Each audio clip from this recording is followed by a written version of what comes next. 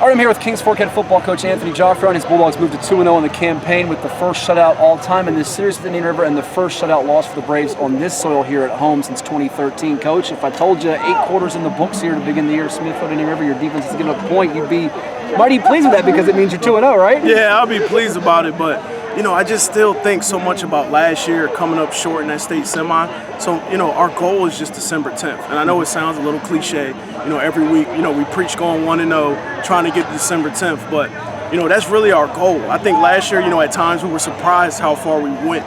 And, that senior group last year did a wonderful job setting the culture. So now our kids are really bought in. They take the tough coaching. They're very disciplined. So they have the same expectation, to get to December 10th.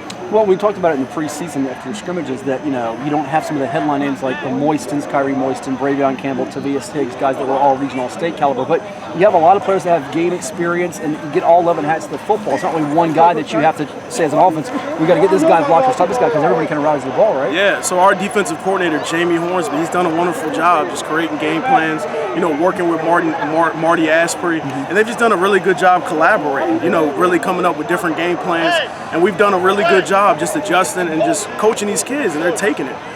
So, shout out to, Coach Asprey, Coach Hornsby. They've done a wonderful job on defense. How great was the offensive line tonight to run for more than 230 yards on an Indian River defensive front that doesn't usually have that happen to him? Yeah. Yes, sir. So our first-year offensive coordinator, Larray Kendrick, he played at Elizabeth City. He was under, Casey Turner, who's been a great offensive coordinator, and I feel like he's really learned. And then we were able to get Pete Gale back, who really emphasizes running the ball. So they've just done a great job game planning offensively, just attacking defenses. And I think, we're only going to get better as we keep getting more experience together as a staff.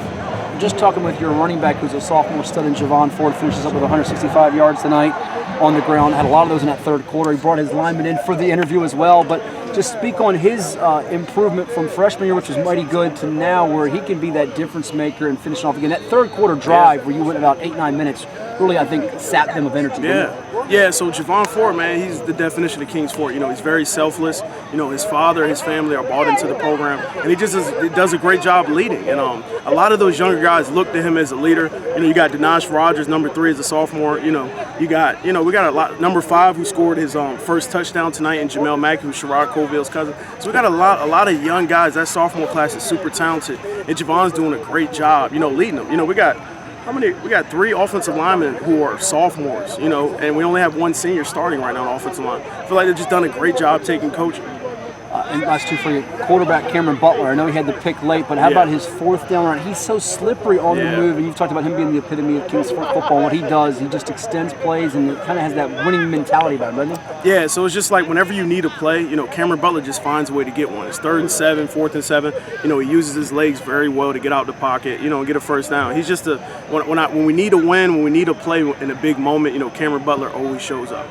Lastly, you win this game 28-0, and every time you take the field, I think you and your group expects to win. But to do it by this margin, it's got to be like maybe, dare we say, further along ahead of schedule. And you didn't have as many of the self-inflicted woes, penalties, which I know you've been harping on since the summertime. Yeah. So it's a huge win. Indian River, that team is very talented. I think they're going to finish the year strong. They're led by a great coach and Coach Carr. Me and him have a great relationship, and I know they're going to bounce back, from this loss. But I think our kids are just really bought into just practicing hard. Like we come off of the game, we're so used to the intensity of practice. When we get to the game, it's fun. Monday through Thursday is a grind. Like physically, mentally, it's a grind. And then when they get to play on Friday, they just let loose and have fun. Us as coaches as well. Nice win on the road on a Friday night for Anthony Joffrion and the Bulldogs. Thank you so much. All the best. Yep. Appreciate you. Appreciate it. Yep.